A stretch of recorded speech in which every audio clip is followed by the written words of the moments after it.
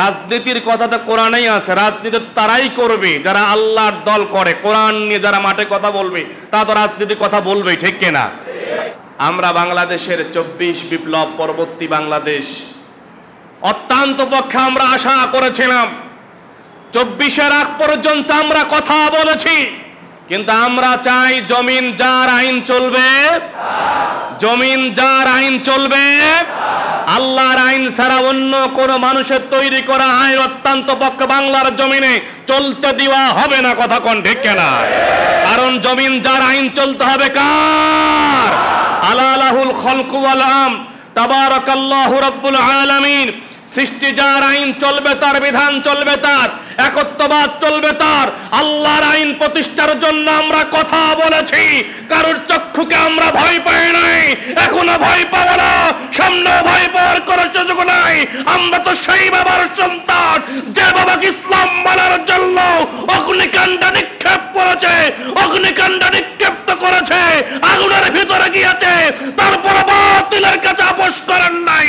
আমাদের উপরে জুলুম নির্যাতন চললে কোন বাতিলের সাথে আপোষ চলবে না, কোরআনের কথা চলবে। এই কথা কোন ঠিক কেন?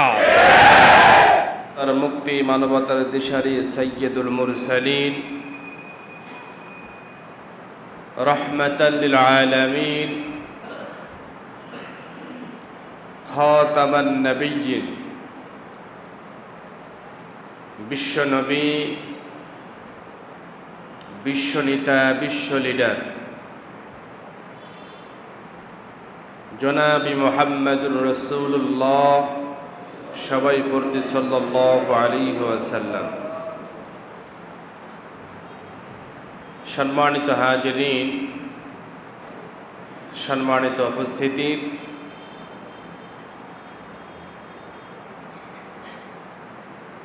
আমরা যারা মসজিদে এসেছি এই নামাজ পড়তে আসা যাওয়ায় আমাদের কোনো বাধা আছে? আমাদের কোনো বাধা নেই, কেউ বাধা দেয়ও না। কিন্তু এই নামাজ আমাদের যে শিক্ষা দেয়, এই শিক্ষা যদি আমরা গ্রহণ করি, বাস্তবে যদি সমাজে সেটা প্রয়োগ করি বা করতে যাই, তখন দেখবেন যে আমাদের উপরে অনেক বাধা আসবে এবং বাধা আসছে, ভবিষ্যতেও আসবে। আল্লাহ তাআলা খাঁটি মানুষদেরকে আরো খাঁটি বানানোর জন্য যুগে যুগে অনেক পরীক্ষা নিয়েছেন। না শুধুমাত্র আমরা যারা বাংলাদেশি মুসলমান, শুধু কি আমাদেরকেই পরীক্ষা নেন আল্লাহ? সারা পৃথিবীর মুসলমানদেরকে আল্লাহ পরীক্ষা নেন, শুধু মানুষদেরও নয়। আল্লাহ তাআলা নবী রাসূলদের, খোলাফায়ে রাশিদিন, সাহাবা আজমাইনদেরকেও, তাবেঈদেরকেও আল্লাহ তাআলা পরীক্ষা নিয়েছেন। কি পরীক্ষা নেন নাই?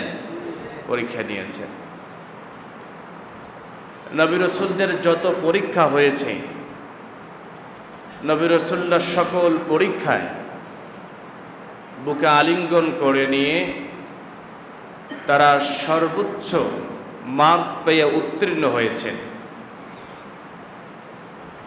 সাহাবা আজমাইনদেরও পরীক্ষা নিয়েছেন। যারা খলিফা ছিলেন, খোলাফায়ে ছিলেন, রাষ্ট্র পরিচালনা করেছেন, এদেরকেও আল্লাহ পরীক্ষা নিয়েছেন। আল্লাহ যাদেরকে বেশি ভালোবাসেন, যাদেরকে জান্নাতি ব্যক্তি আল্লাহ বানাইতে চান, যাদেরকে জান্নাত আল্লাহ তাআলা নিতে চান, তাদের পরীক্ষা দেওয়া লাগবে কি লাগবে না? পরীক্ষা দেওয়া লাগবে। আপনার পরীক্ষা ছাড়া, পরীক্ষায় উত্তীর্ণ ছাড়া দুনিয়ায় যেমন ক্লাস বাই ক্লাস উঠার কোনো সম্ভাবনা নেই, উঠতে পারবেন না। এসএসসিতে ফেল করলে আবার দিতে হবে, আবার ফেল করলে আবারও দিতে হবে, উপর ক্লাসে যাওয়ার সম্ভব নয়। এইচএসসিতে ফেল করলে অনার্সে যাওয়ার কোনো সুযোগ নেই। ঠিক আল্লাহ তাআলার পরীক্ষায় যদি আমরা ফেল করি, আমাদের কি জান্নাতে যাওয়ার সুযোগ আছে? কথা বলেন, সুযোগ নেই। আমরা যারা এখানে আছি সবাই কি জান্নাতে যেতে চাই? সবাই যেতে চাই, সবাই আমরা জান্নাতে যেতে চাই। রব্বুল আলামিন জান্নাতে যদি যেতে চায় বিভিন্নভাবে আমাদের পরীক্ষা নেবেন। সেই পরীক্ষায় আমাদেরকে উত্তীর্ণ হওয়া লাগবে। আমরা যদি সূরা তাওবার 24 নম্বর আয়াত একটু লক্ষ্য করে দেখি, আল্লাহ তাআলা এখানে মানুষের পরীক্ষা নেওয়ার জন্য অনেকগুলো, আল্লাহ তাআলা কিভাবে পরীক্ষা নেবেন, মানুষের অনেক পরীক্ষা নেবেন, তার ভিতরে কয়েকটি বিষয় সূরা তাওবার এই 24 নম্বর আয়াতের ভিতর আল্লাহ তাআলা তুলে ধরেছেন, পরীক্ষা নেবেন। কিন্তু আমরা যদি এই জিনিসগুলারে, যে বিষয়গুলো আল্লাহ তাআলা আমাদের ক্ষতির সম্মুখীন, ক্ষতি করাবেন, হয়তো পরীক্ষা নেবেন, এইগুলো বাদ দিয়ে যদি আল্লাহ তাআলা আরো 3টা অপশন দিয়েছে। নাম্বার অপশন হলো মিনাল্লাহি ওয়া রাসূলিহি ওয়া জিহাদি। এইটা 3টা জিনিসকে যদি আমরা বেশি প্রাধান্য দিই, ভালোবাসি, তাহলে আল্লাহ তাআলা ওই ব্যক্তিদেরকে জান্নাতি মানুষ হিসাবে আল্লাহ তাআলা দান করবেন। রব্বুল আলামিন সূরা তাওবার ভিতরে যে বিষয়গুলো বলেছে, এই বিষয়গুলো আমি বলেই আজকে আলোচনা শেষ করব। শরীরের ভিতরে আলোচনা করে কেন যেন মজা পাচ্ছি না, একটু অসুস্থতাও মনে হচ্ছে। তারপরে গত সপ্তাহে যেহেতু আসিনি, এই সপ্তাহে, গত সপ্তাহে আসবো, আসার জন্য সব প্ল্যানিংও নিয়েছিলাম। যারা আমাদের দায়িত্বশীল তাদের পরামর্শই, যারা শুভাকাঙ্ক্ষী ছিলেন তাদের পরামর্শই আসলে আসিনি। আসলে হয়তো আলোচনা করতে পারতাম না। এই সপ্তাহে কেমন যেন মনে হচ্ছে। তারপরেও কিছু কাটা কাটা কথা বলে হয়তো আজকের আমরা আলোচনা শেষ করব ইনশাআল্লাহ। রব্বুল আলামিন কোরআনুল কারীমের ভিতরে জানিয়ে দিয়েছেন, কোরআনে যেটা আছে সেটা আমাদের জন্য মানা কি? সবাই বলেন তো, ফরজ। কোরআনে আল্লাহ তাআলা যেটা নির্দেশ করেছেন সেটা আমাদের জন্য মানা ফরজ, মানতেই হবে। আর মানার জন্যই আল্লাহ তাআলা কোরআনে দিয়েছেন, ঠিক কি না? কোরআনের একটা আয়াত কি অস্বীকার করার কোনো সুযোগ আছে? একটি শব্দ, একটি হরফ, হরফের উপরে যে জের জবর থাকে, এটা মনে হয় অস্বীকার করা যাবে?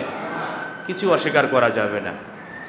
কিন্তু আপনার মুখে বলতে হবে না যে আমি কোরআনের একটা শব্দকে অস্বীকার করি। মানুষের কাছে এটা বলা লাগবে না যে আমি কোরআনের সব মানি, একটা আয়াত বা একটা শব্দ, একটা হরফ আমি অস্বীকার করি, এটা মানুষের কাছে বলা লাগবে না।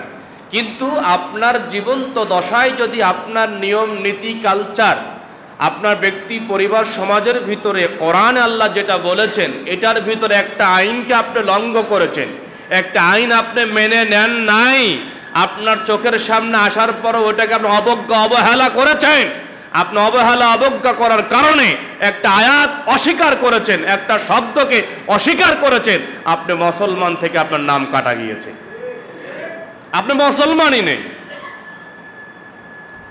আমাদের ভিতরে এরকম মানুষ আছে না নাই যে কোরআনের কিছু অংশ মানে আর কিছু অংশ মানে না? এরকম মানুষ আছে না নাই? আছে। আছে বলতে অহরহর আছে। শুধু সাধারণ মানুষ নাই, আলেমদের ভিতরে কিছু মানুষ আছে। অনেক আলেম আমরা দেখি যে কোরআনের কিছু আয়াত মানে, কিছু আয়াত মানে না। কথা কোন ঠিক কিনা? এরকম আলেমও আছে না নাই? এরকম খতিবও আছে না নাই? বন্ধুরা আমার,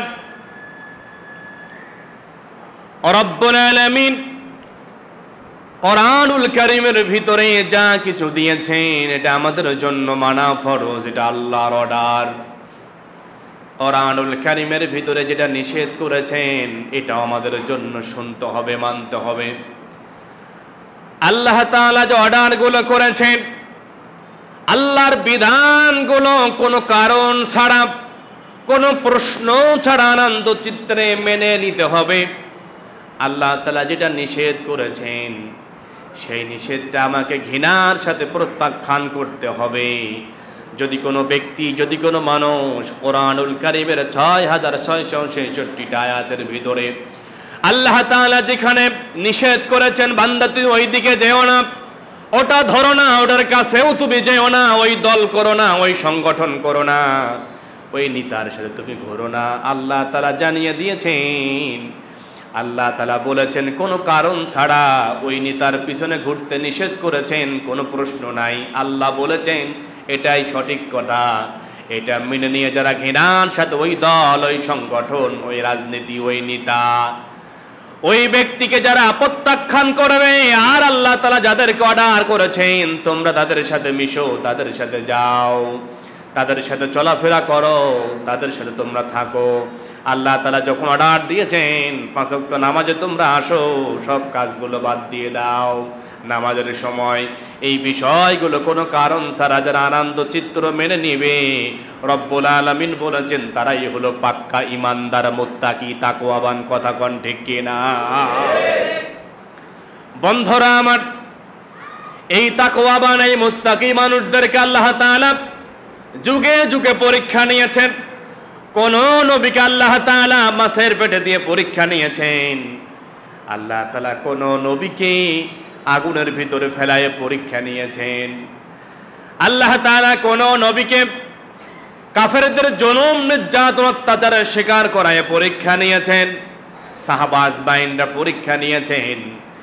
আর আমরা যারা যাকে আমরা জাতির পিতা মানি, যাকে আমরা জাতির পিতা হিসাবে গ্রহণ করেছি, তিনি আর কেউ নয়। সবাই বলতে হবে আমাদের জাতির পিতার নাম কি? সবাই বলেন আমাদের জাতির পিতার নাম কি? ইব্রাহিম আলাইহিস সালাতু ওয়াস সালাম আমাদের জাতির পিতা।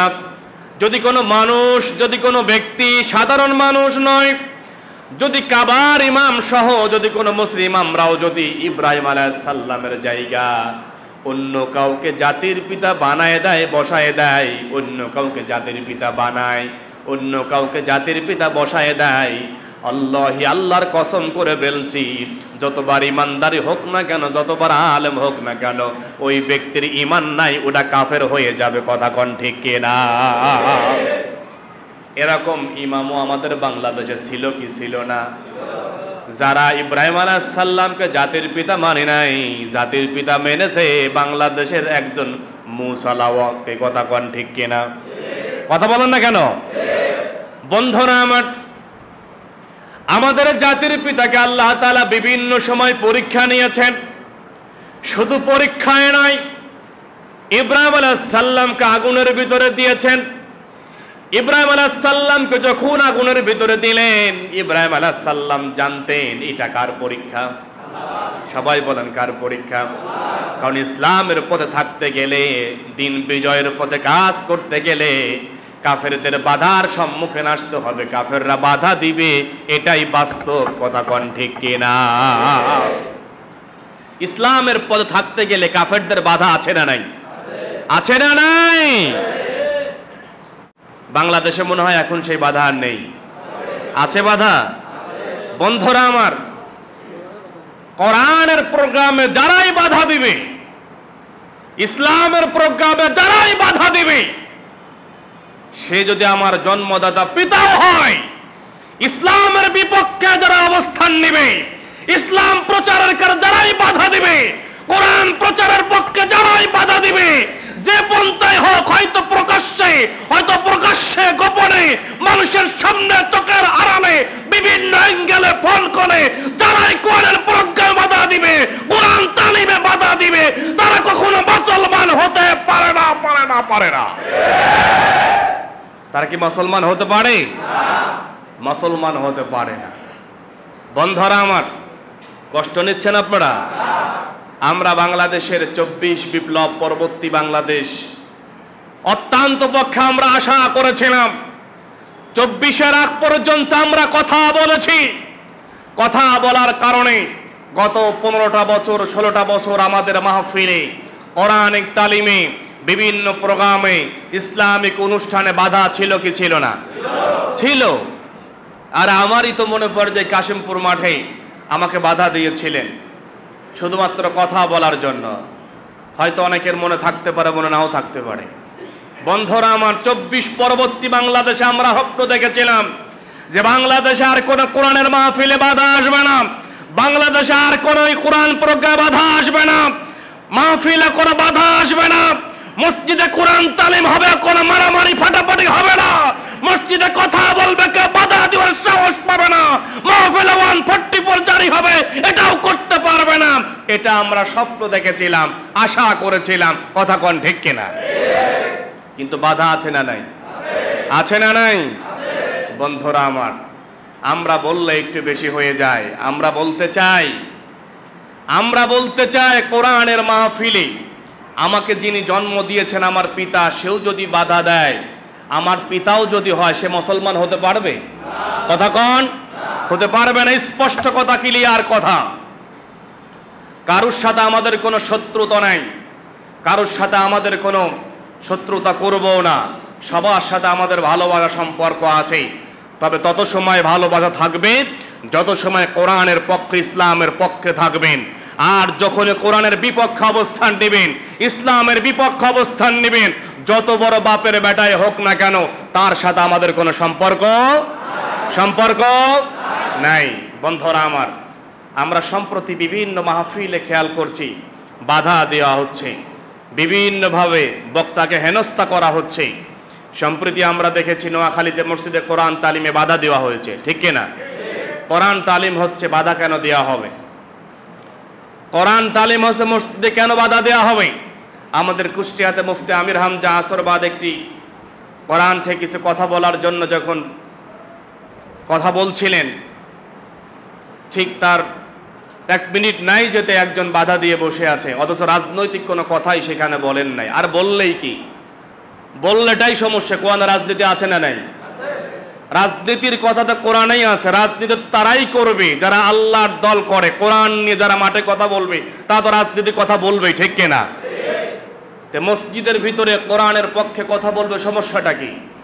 তোমরা যদি রাজনীতি করতে পারো, আমরাও কোরআন দিয়ে রাজনীতি করার অধিকার আমাদের আছে না নাই? কথা বলেন, আছে না নাই? এই জন্য আমরা হয়তো যত ছাড় দিচ্ছি, তারা আমাদের মাথার উপরে বেশি উঠে পড়ছে। নাম মেনশন করছে না, আমরা ক্লিয়ার কথা বলছি, কারোর সাথে কোনো শত্রুতা নেই, কারোর সাথে আমাদের কোনো শত্রুতা করবও না। কিন্তু আমরা চাই জমিন যার আইন চলবে, জমিন যার আইন চলবে, আল্লাহর আইন ছাড়া অন্য কোন মানুষের তৈরি করা আইন অত্যন্ত পক্ষে বাংলার জমিনে চলতে দেওয়া হবে না। কথা কোন ঠিক কিনা? কারণ জমিন যার আইন চলতে হবে কার? আলা লাহুল খালকু ওয়াল আম, তাবারাকাল্লাহু রাব্বুল আলামিন। সৃষ্টি যার আইন চলবে, তার বিধান চলবে, তার একত্ববাদ চলবে, তার আল্লাহর আইন প্রতিষ্ঠার জন্য আমরা কথা বলেছি। কারোর চক্ষুকে আমরা ভয় পাই নাই, এখনো ভয় পাবো না, সামনে ভয় পাওয়ার কোনো সুযোগ নাই। আমরা তো সেই বাবার সন্তান যে বাবাকে ইসলাম মানার জন্য অগ্নিকাণ্ড নিক্ষেপ করেছে, অগ্নিকাণ্ড নিক্ষেপ্ত করেছে, আগুনের ভিতরে গিয়েছে, তারপর বাতিলের কাছে আপোষ করেন নাই। আমাদের উপরে জুলুম নির্যাতন চললে কোন বাতিলের সাথে আপোষ চলবে না, কোরআনের কথা চলবে। এই কথা কোন ঠিক কেন? রাজি আছেন তো? বন্ধুরা আমার, আমি তাদেরকে কিছু পরামর্শ দিই। জনগণ আপনাদেরকে ভালোবাসে, যারা বাধা দিচ্ছেন। হয়তো মনে করছেন বাধা দিয়ে এই পথে বিজয় লাভ করবেন, সম্ভব নয়। গত 16 বছর ফ্যাসিস্টরা তারাও ভেবেছিলেন হয়তো ওলামা একরামকে হত্যা করে, গুম করে, নির্যাতন করে, ফাঁসির কাস্টে দিয়ে, কোরআনের মাহফিলে 144 জারি করে, বিভিন্ন মসজিদে খতিবদেরকে অটোমেটিকলি চাকরি বাদ দিয়ে হয়তো তারা ওই পথে বাংলাদেশে আজীবন শাসন করতে পারবে। এই স্বপ্ন তারা দেখেছিল, ঠিক কিনা? কিন্তু আল্লাহ কয়, তুই যে পথে স্বপ্ন দেখছিস ওই পথে তোর স্বপ্ন শেষ হয়ে যাবে, আর ইসলামপন্থীদের স্বপ্ন ওই পথে বিজয় লাভ করবে। এই জন্য বলছে, এখনো যারা ইসলামের বিপক্ষে অবস্থান নিয়ে হয়তো স্বপ্ন দেখছেন, অত্যন্ত পক্ষে বাংলাদেশের মানুষদের আর পাগল বোঝানো যাবে না। বাংলাদেশের মানুষ এখন ভালো করেই বোঝে। কথা বলেন না কেন? বাংলাদেশের মানুষ এখন ভালো করেই বোঝে যে অনেক কিছু দেখেছি, সামনে ইসলাম ছাড়া, কোরআন ছাড়া, দিন ছাড়া, কোরআন ছাড়া, দিন ছাড়া আর কোনো পথে শান্তি আসতে পারে। এই জন্য আপনাদের হাতে ধরে পায়ে ধরে বলি, অত্যন্ত কোরআনের বিপক্ষ অবস্থান নেবেন না, মসজিদ তালিমের বিপক্ষ অবস্থান নেবেন না, কোরআনের প্রোগ্রামের বিপক্ষ অবস্থান নেবেন না, ওলামা একরামের বিপক্ষ অবস্থান নেবেন না, ওলামা একরামদের উপরে অ্যাটাক নির্যাতন জুলুম করবেন না। ওলামা একরাম যদি আপনাদের বিপক্ষ অবস্থান নেয়, ওলামা একরাম যে পথে আল্লাহ আছে, কথা কন, ওলামা একরাম যে পথে আল্লাহ সেই পথে আছে। আল্লাহ তাআলা আমাদের বিজয় লাভ করবেন, কারণ ওলামা একরামের স্বপ্ন হলো আল্লাহর জমিন, আল্লাহর দ্বীন কায়েম করা, কোরআন প্রতিষ্ঠা করা। কথা বলেন ঠিক কিনা? আল্লাহ তাআলা আমাদের এই সোনার বাংলাদেশটাকে কোরআনের জন্য, ইসলামের জন্য কবুল করুন, বলুন আমিন। আর জোরে বলুন আমিন। বন্ধুরা আমার, রব্বুল আলামিন কোরআনুল কারীমের ভিতরে বিভিন্ন ভাবে পরীক্ষা নেবেন, সেই পরীক্ষার কথা আল্লাহ তাআলা জানিয়ে দিয়েছেন। রব্বুল আলামিন বলেন, قل إن كان آباؤكم وأبناؤكم وإخوانكم وأزواجكم وعشيرتكم وأموال اقترفتموها وتجارة تخشون كسادها ومساكن ترضونها أحب إليكم من الله। رب العالمين বলেন, ও দুনিয়ার মানুষ, তোমাদেরকে পরীক্ষা করার জন্য আমি বিভিন্নভাবে তোমাদের পরীক্ষা নিব। হয়তো কোনো সময় তোমাদের সন্তানদের ক্ষতি করব, তোমাদের পিতা মাতাকে ক্ষতি করে দিব, তোমাদের ব্যবসা প্রতিষ্ঠান, তোমাদের ঘর বাড়ি, তোমরা সবচেয়ে যেগুলাকে বেশি ভালোবাসো এই বিষয়গুলো তোমাদের ক্ষতি করায় আমি পরীক্ষা নিতে পারি, তোমাদের ক্ষতি করায় পরীক্ষা নিতে পারি। এই বিষয়গুলোর চেয়ে যে তোমরা তিনটা জিনিসকে সবচেয়ে বেশি প্রাধান্য দাও, তিনটা জিনিসকে যদি সবচেয়ে তোমরা বেশি ভালোবাসো, তিনটা জিনিসকে যদি তোমরা সবচেয়ে বেশি ভালোবাসো, মহব্বত করো, এই তিনটা জিনিস হলো আহাব্বা ইলাইকুম মিনাল্লাহ। সর্বপ্রথম হলো তোমরা আল্লাহ, রসুল ও জিহাদ, আল্লাহর পথে জিহাদ। এই তিনটা জিনিসকে যদি তোমরা প্রাধান্য দাও, আর এই তিনটা জিনিসকে যদি তোমরা প্রাধান্য না দাও, রব্বুল আলামিন জানিয়ে দিয়েছেন, ওয়া জিহাদিহি ফি সাবিলিহি ফাতারাব্বাসু হাত্তা ইয়াতি আল্লাহু বিআমরিহি আল্লাহু লা ইয়াহদিল কওমাল ফাসিকিন। বলুন আল্লাহু আকবার। রব্বুল আলামিন জানিয়ে দিয়েছেন ফাসিক কারা। আমরা ছোট সময় যখন পড়াশোনা করেছিলাম, আমাদেরকে শেখানো হয়েছিল ফাসিক হলো তারা যারা দাড়ি কাটে, দাড়ি ছোট করে, তারা হলো ফাসিক। যারা টাকনুর নিচে কাপড় পরে, তারা হলো ফাসিক। অবন্ধু, কিন্তু ফাসিক কারা আল্লাহ তাআলা কোরআনুল কারীমের ভিতরে জানিয়ে দিয়েছেন। যে বা যারা দুনিয়ার মানুষ আল্লাহ, রসুল, জিহাদ, আল্লাহর পথে জিহাদ, এই তিনটা জিনিসকে বাদ দিয়ে যারা তাদের পিতামাতা, সন্তান, আত্মীয় স্বজন, স্ত্রী, ঘর বাড়ি, ব্যবসা বাণিজ্যকে যারা বেশি প্রাধান্য দেয়, বন্ধুরা আমার, আমরা দেখেছি ব্যবসা বাণিজ্যের জন্যই আল্লাহর পথে অনেকেই আসে না। এরকম মানুষ আছে না নাই? আল্লাহর পথে ডাকতে গেলে যখন বলা হয় ইসলামের পথে আসো, যাই অমুক জায়গা যাই, আসো এই দেশটা ভালো করার জন্য একটু আন্দোলনে যাই, আন্দোলন ছাড়া বাংলাদেশ ভালো করা যাবে? কথা বলেন। 24 বিপ্লব আন্দোলন দিয়ে হয়েছে, এদেশে আমরা 71 বলে সেটাও আন্দোলন দিয়ে হয়েছে, স্বাধীন ভাষা আমরা পেয়েছি সেটাও আন্দোলন দিয়ে হয়েছে, স্বৈরা শাসক আমরা হটাইছি এটাও আন্দোলন দিয়ে হয়েছে, আগামী দিনে দ্বীন কায়েম, ইসলাম প্রতিষ্ঠা করতে হলে এটাও আন্দোলন করে আমাদের অধিকার আদায় করতে হবে। কথা কোন ঠিক কিনা? বন্ধুরা আমার, যখন আমরা অনেককে বলে আসো আমরা এটি কোরআনের জন্য আন্দোলনে যাই, এই পন্থা অবলম্বন করলে হয়তো ইসলামের জন্য উপকার হবে, সবাই মিলে পরামর্শ করেছে আসুন যাই, তখন বলে আমার ব্যবসা ক্ষতি হয়ে যাবে, ব্যবসা দিয়ে যাব না। এমন ব্যবসায়ী বাংলাদেশে আছে না নাই? বন্ধুরা আমার, আবার অনেকেই যেমন আপনার দিকে আছে কিনা আমি জানি না, আমার কুষ্টিয়ার অনেকে আমরা দেখেছি যখন বলে চলো ইসলামের দিকে যাই, তখন বলো অমুক নেতা আমাদের হুমকি দিয়েছে, তুমি যদি যাও তোমার কিন্তু খবর আছে, তোমার কার্ডটা কিন্তু বন্ধ করে দিব, তোমার ঘর কিন্তু আগুন ধরায় পোড়ায় দিব, তোমার একজন চাকরি করে চাকরিটাও কিন্তু ঝামেলা করে দিব। আমি যেতে পারবো না, আমার চাকরি চলে যাবে, আমার ঘরটা সমস্যা হবে, জমি জায়গা সমস্যা হবে, কৃষি পণ্য কিছু পাচ্ছি এইটা পাওয়া বন্ধ হয়ে যাবে, এটা মনে করে অনেকেই আন্দোলন সংগ্রামে আসে না। এমন মানুষ আছে না নাই? ওই যে বন্ধু ভয় পেলেন মানুষকে, কিন্তু ভয় পাওয়ার কথা কার? সবাই বলেন কার? বাঁচা মরা কার হাতে? জীবন কার হাতে? না নেতার হাতে? জীবন কি জামাত ইসলামের হাতে, সরবনার হাতে, বিএনপির হাতে? জীবন কার হাতে? মরণ কার হাতে? বাঁচা মরা কার হাতে? এই যে আমি বেঁচে আছি, এই যে আমি অক্সিজেন নিচ্ছি, এটাও কার হাতে? না কোন নেতার হাতে? নেতার হাতে না? নেতা দেখে ভয় পান কেন তাহলে? নেতা দেখে ভয় পান কেন তাহলে?